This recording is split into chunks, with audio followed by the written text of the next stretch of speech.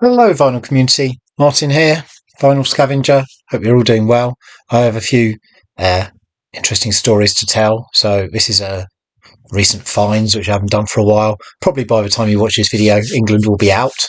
But you can always go back and watch my previous video, which not many people seem to be that interested in. Soccer and vinyl. Never mind. Ho hum.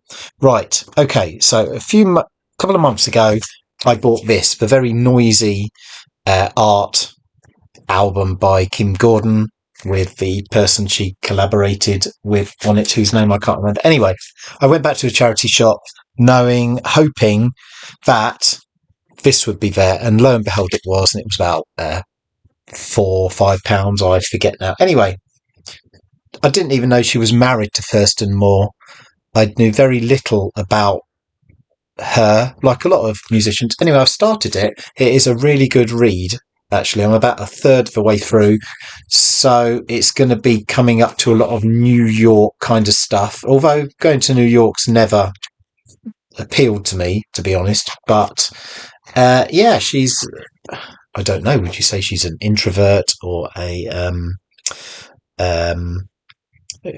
yeah, it's a quiet ones you've got to look out for. I don't really know. Anyway, it's a really good read, so I would recommend that. And seem to remember James Griffiths mentioned the cover of this, or somebody did, about where they got it from. The Myra Hindley and the other guy, I forget his name now.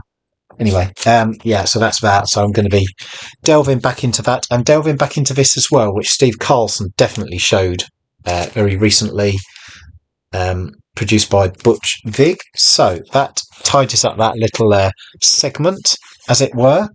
And moving on, today I went to a pop-up shop about 4 miles from where I live. So it's above a bookshop once a month. And the guy that is running it, I think I mentioned before, he he's a DJ, does these sort of 70s revival disco daytime kind of things, and his name, which escapes me, is Paul Rowley. Is it Paul Rowley? I think so. Anyway, he was a DJ on Radio London, I think, and he's had his fingers in a few pies. Anyway, this album he had, and it's a band called Big Daddy. I'd never heard of them, so it appears that it's a bit of a humorous record in that there's some words on the back suggesting that they play rock and roll, doo-wop kind of stuff, as you can see from their photo. And they disappeared in 1959 in Southeast Asia on a tour, and when they came back, it was the 1980s. So they have done in the style of rock and roll, or whatever you want to say. Oops. Lots of 80s songs. Jump, Girls Just Want to Have Fun. Probably more known in America, I'm guessing. Anyway, he played it for me and I thought, I've got to have that. It's on a yellow Rhino label from 1985, so that should be fun. I think I've had this in a sleeve before, actually, at some point. Anyway, so that was today's purchase.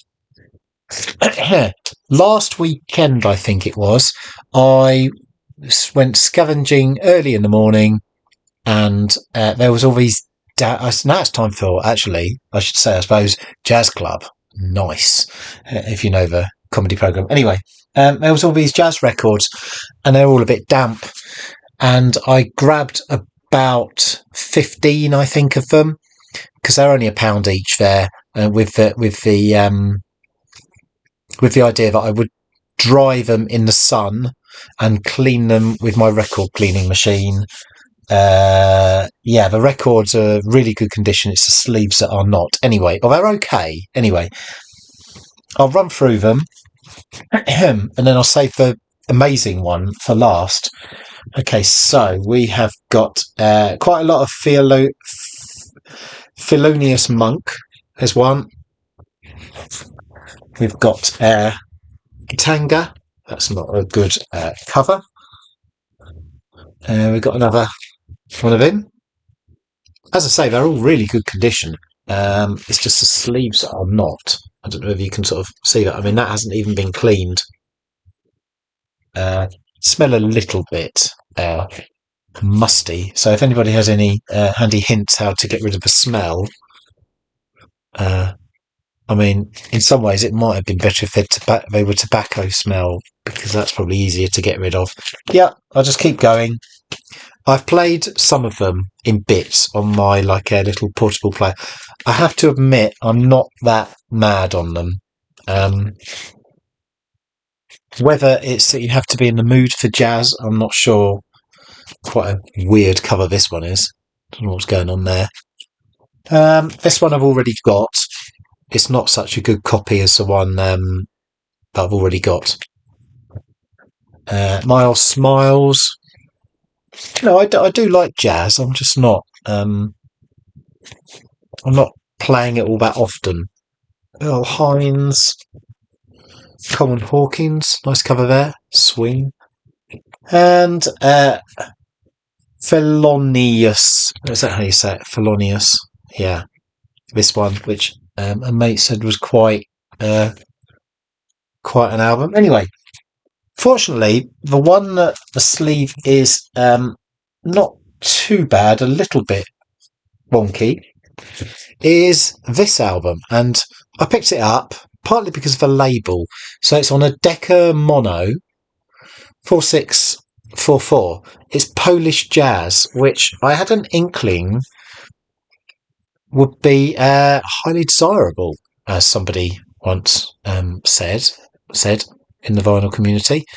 Yeah, the record, I couldn't actually just find the sleeve before I was doing the video, and I was thinking, oh no, what have I done with it? Anyway, I've just put this in my cleaning machine and played side one, and it's pretty darn good condition. Maybe there's a little bit of sort of, you probably can't see it, there's a little bit of marking or something on the other side. Anyway, this goes for quite a bit, so I will be looking to sell it, probably to hand as opposed to internet.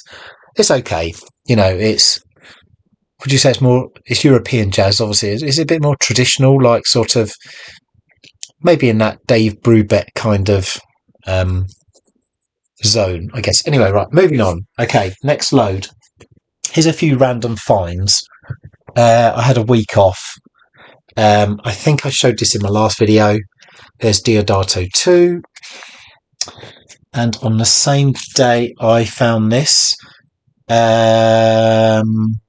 So one of my mates, he actually prices records up in the local shop. I haven't opened this. It's still sealed. It's a sort of a weird Christian album with, it looks like a comic. It's a nice thing to have, you know. I'm not holding out a huge amount of hope it's going to be great, especially as it's got kids singing on it, which will often be quite poor, sorry to say. Oh, that's nasty, isn't it? Here's another £1, couple of £1 buys for coconuts on their own. Don't take me coconuts, which is quite funky. Now you have your Motown Chartbusters. I don't know whether they'll have the word British in front of them. Anyway, this was a quid as well. Not so familiar with most of those. I don't need to show that because I don't need to show it. Right. Yeah, so I've told my story about ones I didn't find. I've done those ones, done that. So this was another sort of just, I was passing somewhere and somebody just had these outside their house.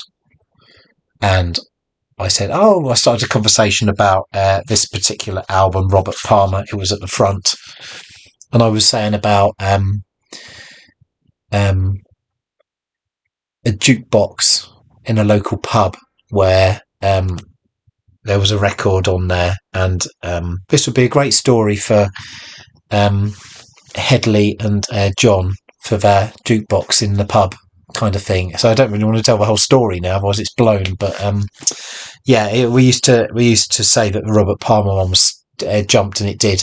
So the landlord used to come and turn the jukebox off and turn it on again. So then we got another 10 free plays or whatever it was. Anyway, so this is this is a record that was in front of a pile.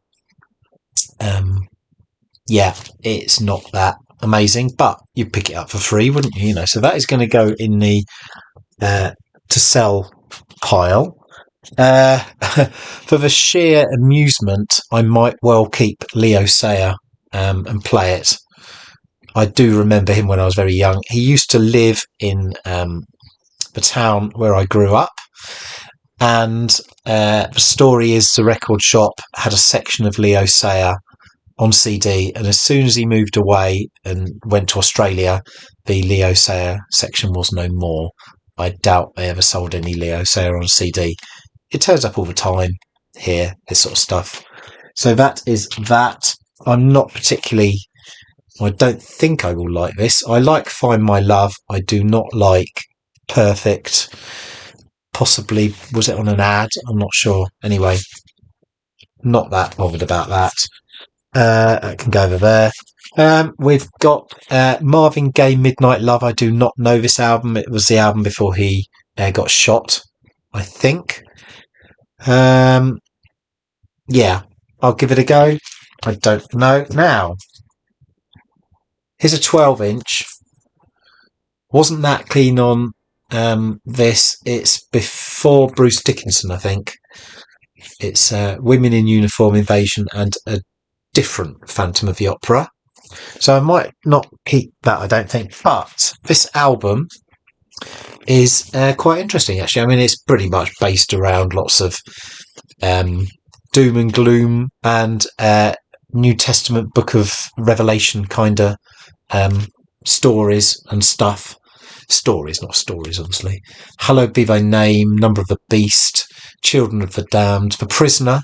They got that cleared for the sample of the TV thing. Invaders, 22 Acacia Avenue. Well, I've no idea who lives there. It's probably someone like Freddie or I don't know. So that's a interesting one, and it appears to be a very early press. There's no barcode on it. And there's Bruce there. Yep. With his big turn-ups. I think I do have this, but a later pressing. I gave it a listen. It's very humorous, obviously. It's Neil Innes. Yeah, I'm not sure about that yet. That's in the not sure pile. Wow, look at these.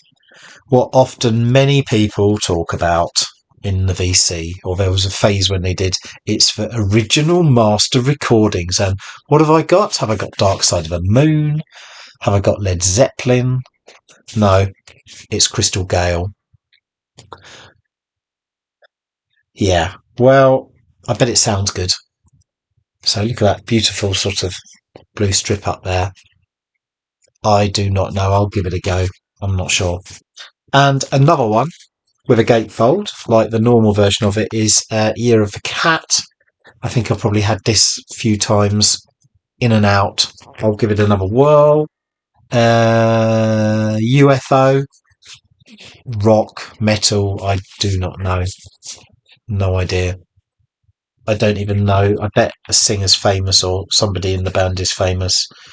Michael Schenker. So was he in Scorpions? Not sure. And a couple of not quite so good records there. That one there, Kiri and Barbara Dixon there. And there's a Jackie Wilson Greatest Hits.